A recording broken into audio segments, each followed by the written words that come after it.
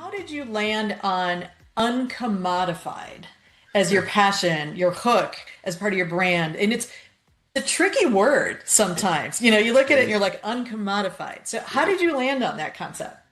The dictionary definition of a commodity is anything easily or readily accessible in multiple places, which would be almost everything. I can get it Right. somewhere else Yes. from someone else. Mm-hmm. And so here I was consulting in a highly commoditized industry, and we were challenging ourselves, and I was challenging them to understand what is their differentiation, what is their value proposition. Right.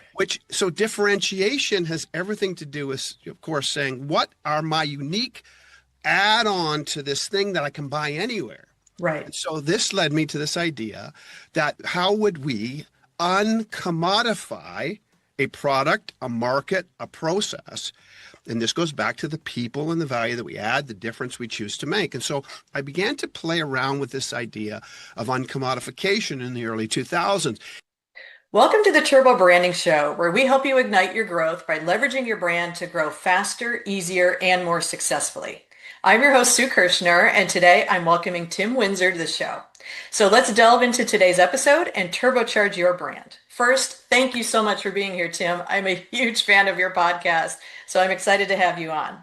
Thank you very much. It's an absolute pleasure and honor to be on your show. Looking forward to the conversation. I'm sure it's going to be a lively one. I hope so. It sounds definitely going to be good. But before I jump into your bio, I definitely want to let people know that I'm looking forward to talking about a few things with you. First, why we all need to be different and stand out in this world to achieve our goals. And second, how business owners need to think about letting go and successfully transitioning their brand and company to a new owner or the next generation. I know that's hard for a lot of clients that I've talked to in the past. So I'm Yeah. loving to get your take on that. But let me introduce Tim to everyone. He is the guru to talk about standing out in a crowded world. So he's a passionate and provocative podcaster, author, keynote speaker, facilitator, trainer, strategist, consultant, and coach. Very well-rounded guy. But he's also the host and guide of the UNCOMMODiFiED Podcast, author of the UNCOMMODiFiED book, and he's the senior and founding partner of FERVESCO. And what I love that he told me was that connecting with him is an unusually provocative and practical experience that will encourage and empower you to stand out in a crowded world. But I just have to say, I love the way you position the experience that people are going to have with you as being provocative and yet practical. Definitely No, not a commodity. no. So excellent. All right, Tim, let's dig a little deeper so you can share your story and allow us to get to know you a little bit better. So my first question for you is, what are you an expert in? What's your superpower? You know what? I think my superpower, I'm not an expert in anything, I don't think. I'm still trying to figure out most things in my life, Yep. to be really honest. So I'll leave the expertise to other people. I've Okay. been at a lot of things for a long time, which means that I have a level of expertise or experience for sure. And for me, it's really about unleashing the power that I have to ask provocative questions of myself and others. And whether I'm doing that personally with somebody that I know, a friend, whether I'm doing it on my podcast, whether I'm doing it with one of the executives that I coach or train or salespeople, I believe that we all have a superpower. And part of that superpower is the ability to ask sort of sit back in your chair, rub your chin questions that cause people to deeply consider things. And so therefore, I think I'm an expert in not having the answers. I'm an Okay. expert, maybe a little bit, in having the most provocative, pesky, and uncomfortable questions possible for myself and others. That's where my superpower might lie. Okay. I like that. You like myself, does this stem from this? I have an insatiable sense of curiosity. Is Yeah. that where you think your superpower of asking these provocative questions come from? Or is it just you just want to deeply understand how people understand themselves? I think it's both. I mean, I have to say that I was a pesky question asker from the time I could probably talk.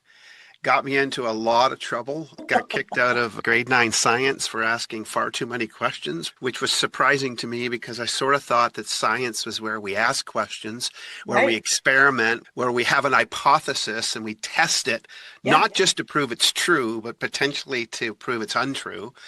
And so that has been part of my DNA for a long time. I am absolutely curious by nature. Now, curiosity is a challenge at times because it does get you into trouble every once in a while. Yeah. But I'm overly curious. I want to know how things work. I want to know why things are. But more importantly, I want to understand how I need to be and how others need to be when we show up. That's probably my greatest curiosity. It's the collision of humans coming Mm. together. I'm curious about how humans cooperate, how they integrate, how they create what I would call intradependence. Not independence, not codependence, but intradependence is something I'm curious about. And so I feel like this is why great questions help us understand because they help us create connecting points.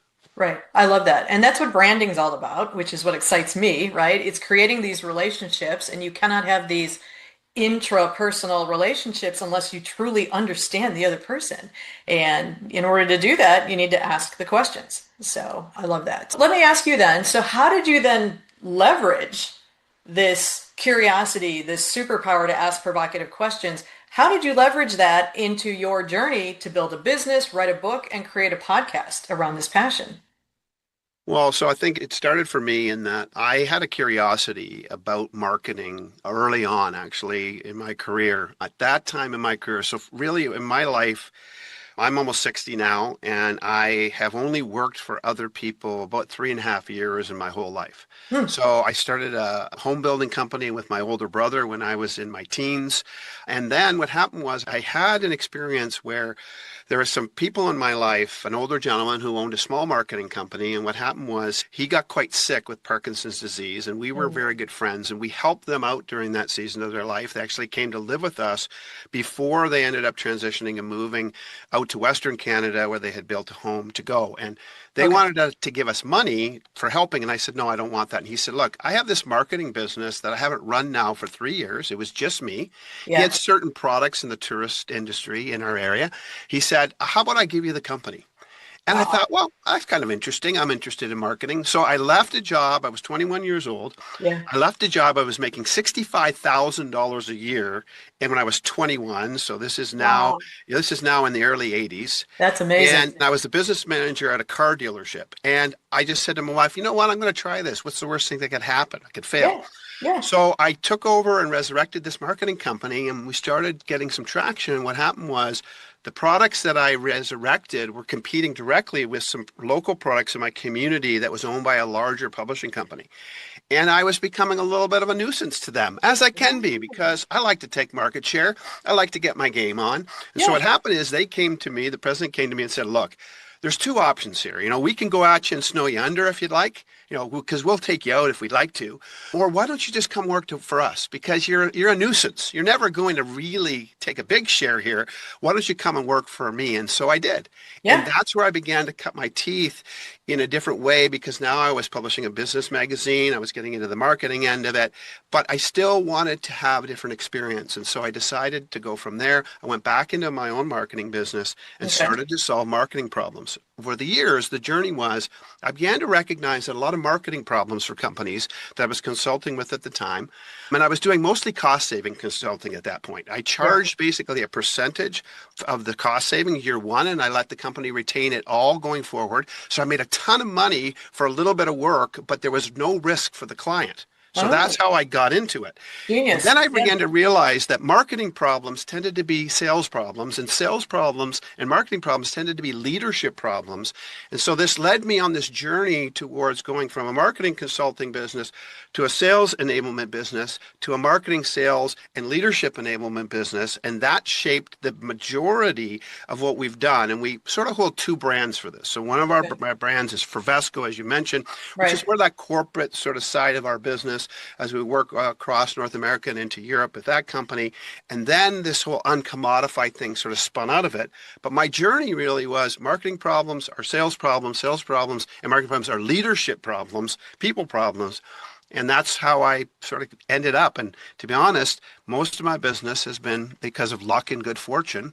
I would primarily actually say been relatively lucky. Now, I believe we do create our own luck, but Right. I've been lucky and I've met the right people and I've been in the right place and I've had the ability to leverage those experiences. It's that simple. I wish there was a better story, but that's it. I think it's a great story. Do not downplay that because, as you said, whether you create your own luck or you're just in the room when luck happens, Yep. right? So that you're there to accept it, you're there to take advantage of it. So let me ask you a quick question. So you talk about, marketing problem, it's really a sales problem, it's really a leadership problem, things like that. So who is your ideal client? Who gets this and really wants to say, yeah, it is a leadership problem instead of just let's throw more money at marketing or let's hire new salespeople to fix this issue? Yeah.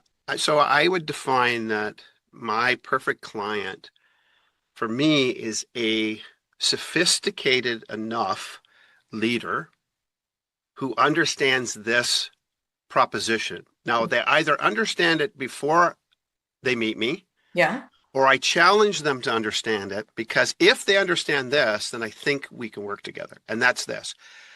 I believe that my best customer is somebody who understands that their business doesn't really exist. And Mm. what I mean by that is, so for instance, let's just say that your business is, I don't know, it's AT&T. That's your Yeah. business. AT&T, in a lot of ways, from my perspective, it doesn't exist. Meaning, when I call up, I don't talk to AT&T. AT&T doesn't provide customer service. They don't come to my home and install things. They don't service things. They don't invoice people. They don't even market. People do. Okay. So my primary and best customer is somebody who understands that their business at some level doesn't exist. It's a construct. The brand, the identity is this thing, but it's only and always the people underneath it. And their brand or their company cannot be any better, more sophisticated, more intelligent, more respectful, more compassionate than the sum of the individuals within the organization.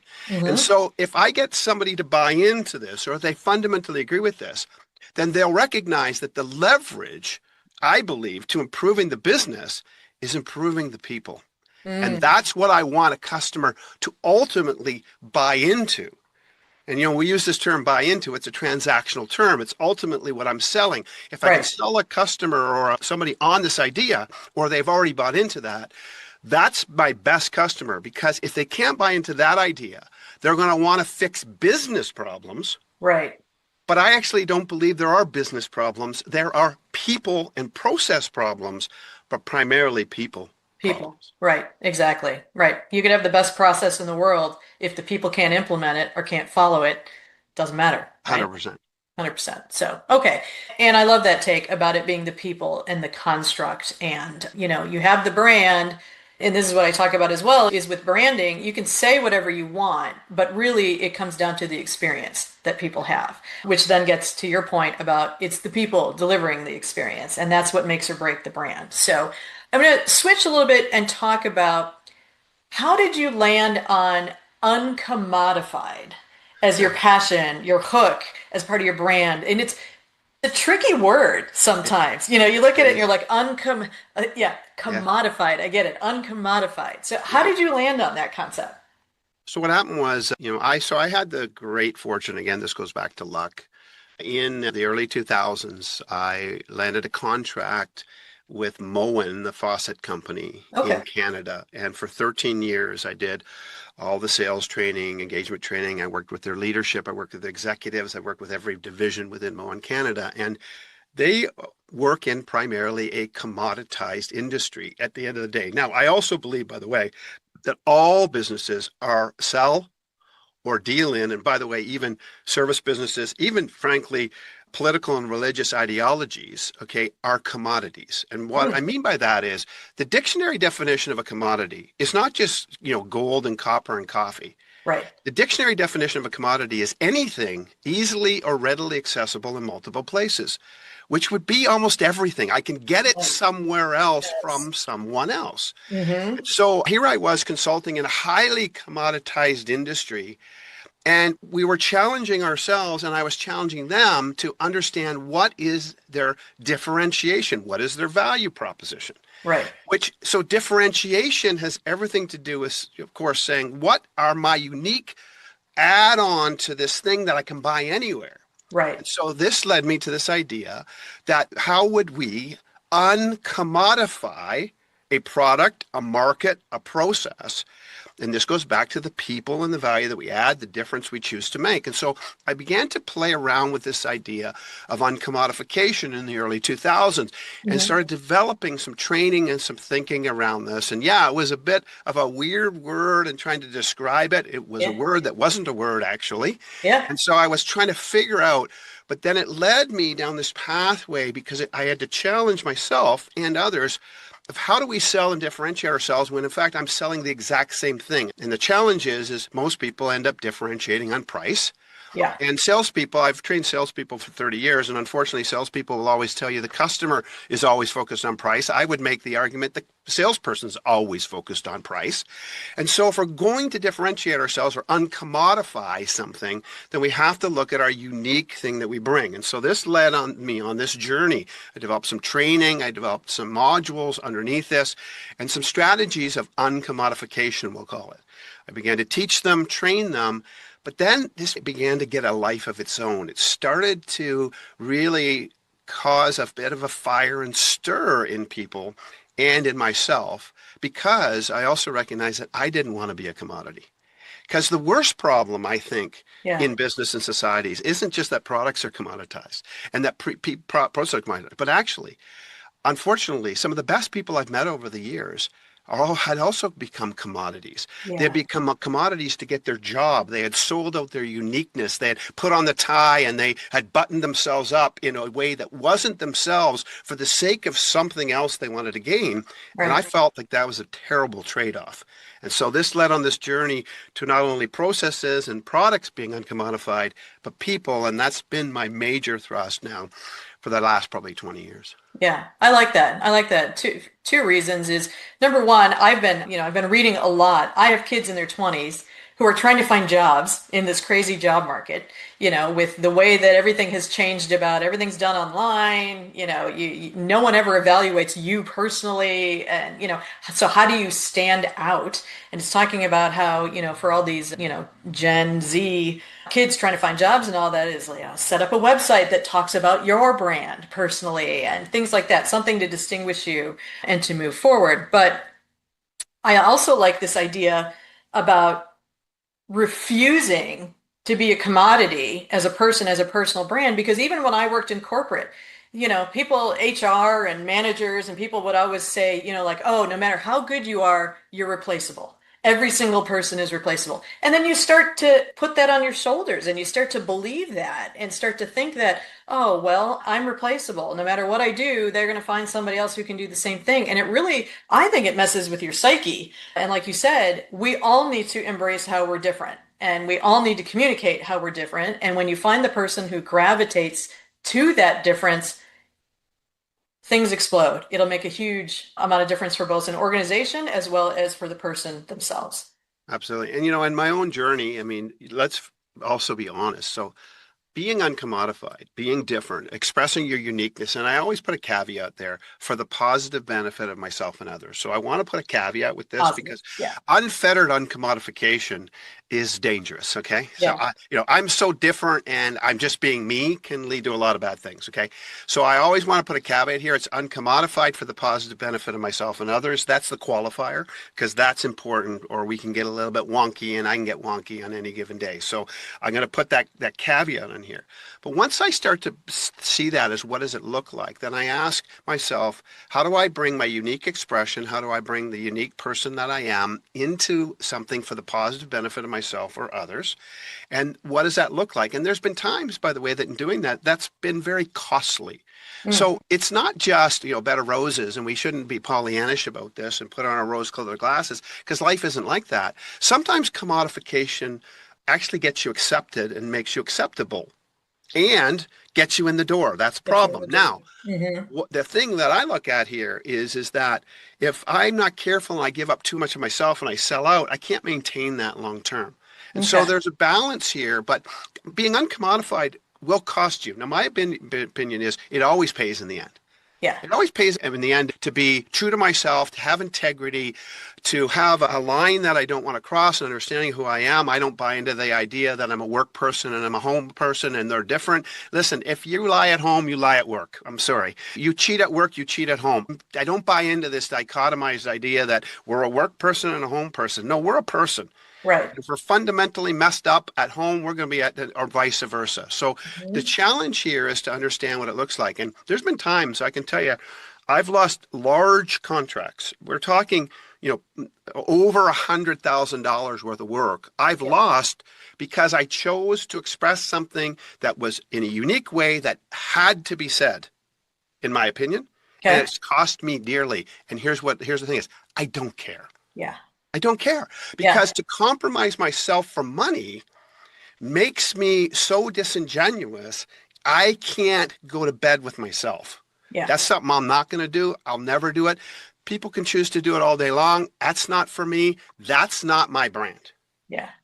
No, I like that. And as business owners, I know you just explained how you experience, but I have too, is when you make that mistake of taking a job or working with a client just for the money because you need it, it always backfires and blows up in your face.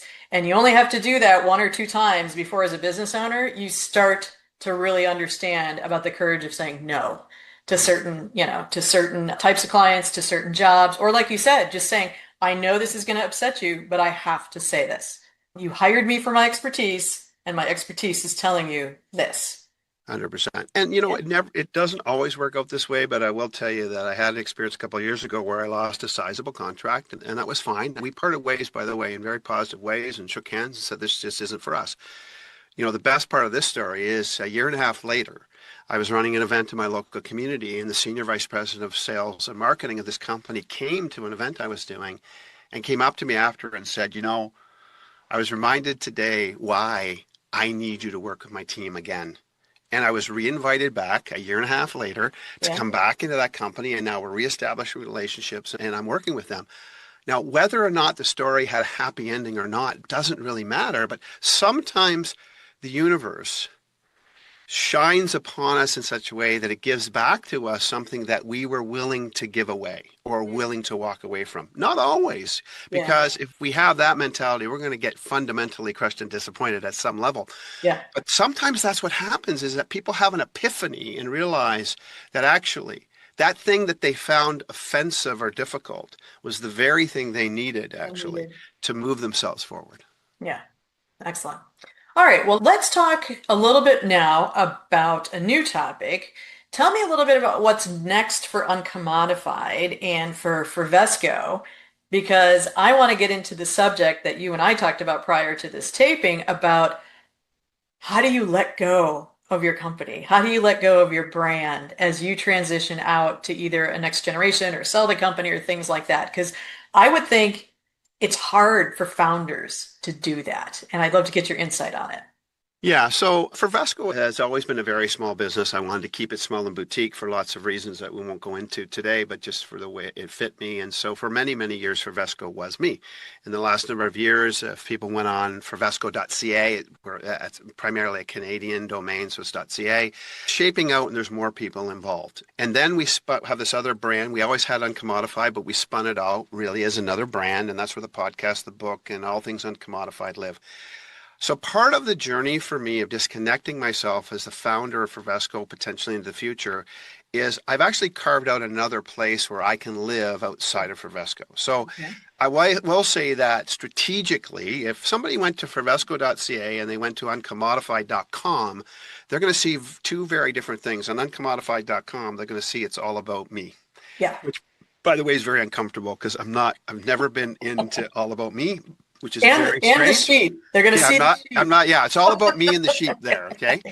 So that's helped me a little bit in this idea of maybe what transition might look like because I found another place that I can live and I don't have to be so handsy over here when it Yep. comes to FERVESCO. So that's the one thing, again, I would say this is not prescriptive for others necessarily. It's Yeah. descriptive of my experience. So I carved out this other world where I can start to live and have some independency from the FERVESCO world and brand. I think that's number one for me.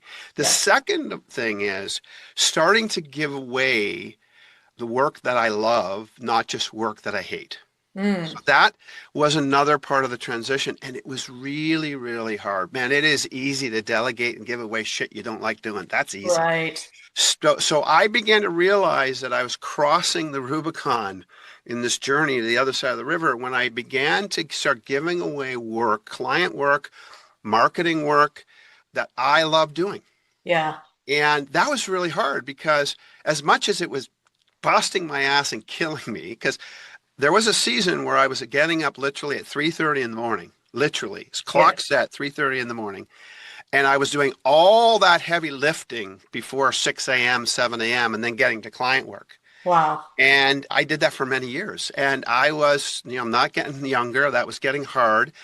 But I had to admit, part of my journey is I had to admit I'm a bit of a control freak. Yeah. And so I had to start settling in and allowing people to take their own expression, to take this thing, give them some guide rails. And this is where I would say for transition, I see this transition and I don't really know exactly what it's going to look like. I Hmm. don't know. I don't see myself fully retiring. I'm going to turn 60 in a couple of weeks. I don't see myself fully retiring. I'll retire when I'm not useful to anybody else for at that point. I Yeah. want to keep doing certain things. But the thing I would say for transition is if we think about like creating railroad tracks, once I set railroad tracks in place, if I'm going to build a railway between Chicago and New York, once I set those tracks, the train's going to go from Chicago to New York. Yeah. But letting people put different cars on that track in different orders is helpful. But there's the two rails that I think keep things moving forward where I can feel good about where it's going and yet not be the engineer of the train anymore is one rail to me is values, Hmm. and the other is a subset of priorities. Okay. So I think that the transition for me to make it work for me as a founder, as the person who's owned this thing and it's been me for many years, Yeah. is saying what are the core values that are non-negotiable for me and this thing into the future? That if Yep. it gets off this rail of values, I'm going to want to have to hurt somebody or myself. Okay. Right. Right. So setting those core values of what doing business the best way, whatever those values are, that I think has to be crystal clear and communicated. And then the second is marrying those values with key priorities during that season of transition that keep moving things in the direction that we all agree we want to move to. Right. So those two things together maintain tension. Priorities that are connected to values, I think will always move us in the right direction. And then we can start delegating. And what I've started doing is delegating, but not just what to do and not just how to do it, Hmm. which isn't a great idea, but why. Why is this important? Here's what we want to do, but hey, you can choose the how. The how can be negotiable, how it gets Exactly. done, how it works out. And by the way, that's a bit scary. It's sort of like diving out of a plane without a parachute. The first time, I gave social media over for the first time and, for FERVESCO and for UNCOMMODiFiED, it was a white knuckle experience for me. I Yeah. was just like freaking out the first time because Yeah. those first posts were so different. By the way, so much better, but so different. Yeah. But again, I put them on a set of values. Here's what I value. Here's what I don't. Here's what I value in design. Here's what I value in brand consistency. Here's what I value in messaging. And then as I began to do that, I began to realize that actually my social media, everything we were doing, the website designs, we have a brand new FERVESCO website now, we have a brand new uncommodified website. It's 100 times better because Right. I am no longer the one controlling everything. And that's the best part of this journey. Yeah. I like that. Well, you're open to it. And like you said, that having those rails, and I kind of, I say it a little bit differently than that, but it's the same thing. It's having the brand, having that umbrella and saying, I don't care, like you said, how you deliver it, but what is the value, the experience that we always want to deliver? It's our why, it's our purpose. So that kind of has to be communicated effectively, I think. But then how you go about doing it, that could change. And that's where, like you said, new blood, new people coming in, they're going to have fantastic ideas. They're going to have different, innovative, creative ideas. And that's only going to make the brand stronger. Because as long as you're adhering to the key principles, the core values, the purpose, the vision, and things like that, it doesn't matter how it gets implemented. and it could be implemented better if you're open to allowing that creativity to come in. I totally agree. And I think the other thing I've learned is that oftentimes in this transitionary period, particularly on the marketing side of the business, because I do none of it anymore. I don't do any of it. I think that what I had to realize is when I saw something I liked, I had to recognize I wasn't great at articulating it. I was very good at pointing out what I didn't like. And so I began to realize that that was going to absolutely be demoralizing. It would strip the soul out of the people that were doing it. And so I had to work hard. I'm embarrassed to say, I had to work hard at acknowledging and appreciating not only the effort, but the output. And there were so many times, and there's been so many times, and all it takes is a short little text that Yeah. I will send a text to Emily, who's now handling all of this for us. You know, I'll send her a text and all I'll just say is, man, that post rocked. It doesn't take that much. But I began to realize, and I have to admit, I was really disappointed with myself, is that when I look back, I realized that most of the communication in the early days I was giving Emily was not affirmation. It was correction. It was, oh, that's not the way we want to do that. That's not in brand standard. And I was very, very vicious at times. I have to admit, I was not kind. And then I doubted myself. Then I wanted to take it back. Then I got really handsy. And I was having one meeting with Emily where I was like, could you show me what you're designing? And I literally was saying, could you move that by 3 pixels? And when I said that to her, I said, that's it, Tim, you need to stop. Yeah, that's going a little too micromanagement. Yeah. But it's hard. Yeah, it is hard, but I like what you're saying about the positive reinforcement, right? Yeah. Instead of always the, oh no, that's not the way we do it, or that's not the way I would have done it, or things like that. It's stopping and recognizing that here's how they did it. And then taking a step back and say, did it strengthen the brand? Did it adhere to the core values? If so, great job. Great Yeah. job. Keep Yeah. doing more of that and doing the Absolutely. positive reinforcement. So, Yeah. Yeah. And now you know what I love is I know that I'm fully into this transition because in the beginning I gave over, the ability for people to handle the FERVESCO brand and then the uncommodified brand.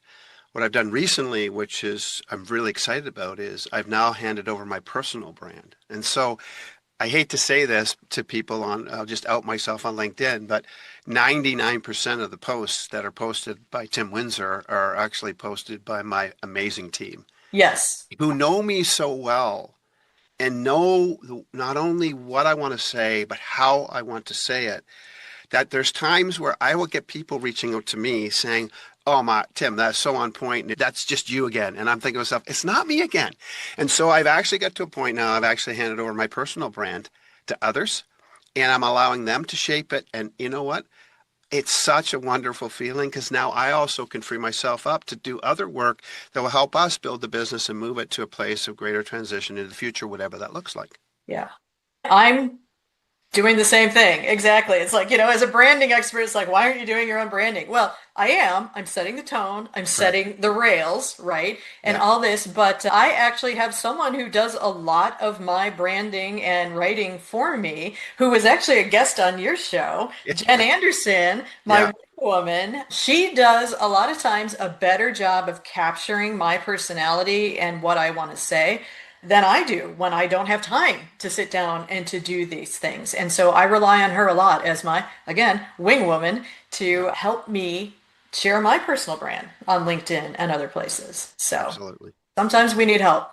We do need help, and particularly when we're trying to talk kindly or positively about ourselves, because sometimes those damn voices in our head tells us that just seems wrong. Exactly. Exactly. Well, Yeah. good. Well, I have absolutely loved this conversation. I love talking with you, Tim. And, I definitely, if people have not heard your podcast, Uncommodified, they absolutely have to go and listen because you have great guests on, in addition to your own insights. But I want to ask one last question of you, if I could. Part of my mission and goal with this podcast is to inspire small and mid-sized business owners to really just focus on the brand in order to accelerate their growth. So I would love, if you would, to give a shout out to an organization or business or even a personal brand, someone that you think just does an amazing job of living their brand and getting out there in this world in an uncommodified way.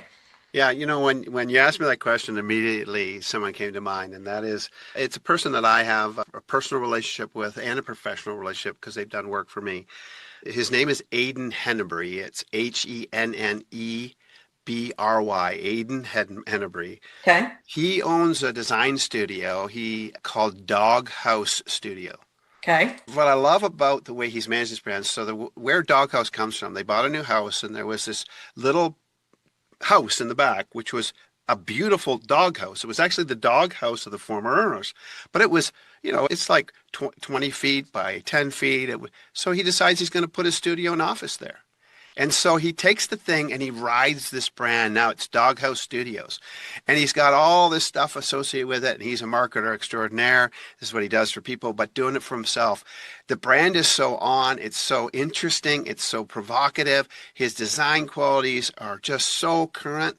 And I love what he does. And so the other part of Doghouse Studios, which is interesting, is Aidan has a full-time job, actually, as the marketing director at a company.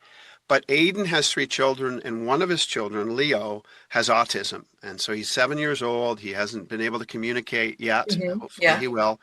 And they needed to find extra funding, extra money to run their family because of the services they needed to buy. And so Doghouse Studios, actually, its inherent mission is actually about the life of Leo. It's about enabling Leo's life to get the help he needs to become the best Leo he can become. And that's the other piece, is the brand is there, but it's also tied to this wonderful mission about understanding autism and the impact on families and how to help people. And that's what makes also the brand a really great brand for me, because it's tied to a larger sense of mission and cause. Yeah. Excellent. I can't wait to go check that out and can't wait to give him a shout out with the show when we air this. So thank you for nominating someone. But I want to thank you so much for spending time with me today and sharing your insights. I love chatting with you. It's super fun. But if people want to hire you as a consultant, speaker, grab a copy of your book or listen to your podcast, where should they go? So uncommodified.com would be the place where they're going to find all things uncommodified. FERVESCO.ca, that's FERVESCO. FERVESCO stands for ignite or bring to boil in Latin. Oh, But really uncommodified.com, and that's where that world's going to continue to be. Books available there, the podcast there. If people want to get on the journey, that would be awesome. We would love to have them as part of our community. In a couple of months, you and I are going to sit down and we're going to have a conversation on my podcast, and I'm going to look forward to that as well. And so, you know what? That's where they would find me. And at the end of the day, if I'm a great partner for them and they're willing to hear some pesky questions and be provoked in a positive way, then I might be the person for them and we might be. And if not, that's okay too. They're going to find their right person that's going to make their world work. excellent. Excellent. Well, thank you again so much. I appreciate your time today, and I am absolutely looking forward to talking with you on your podcast. Cheers. Thanks so much, Sue. Absolute pleasure. And thanks for your time. Thank you. And thank you for joining us for this episode of the Turbo Branding Show. I hope you've been inspired to ignite your growth by leveraging your brand. And if you enjoyed it, I'd love it if you could help me build a strong brand following for the show. So please share this episode and be sure to like, subscribe, and leave a review. And thank you. Stay tuned for our next episode.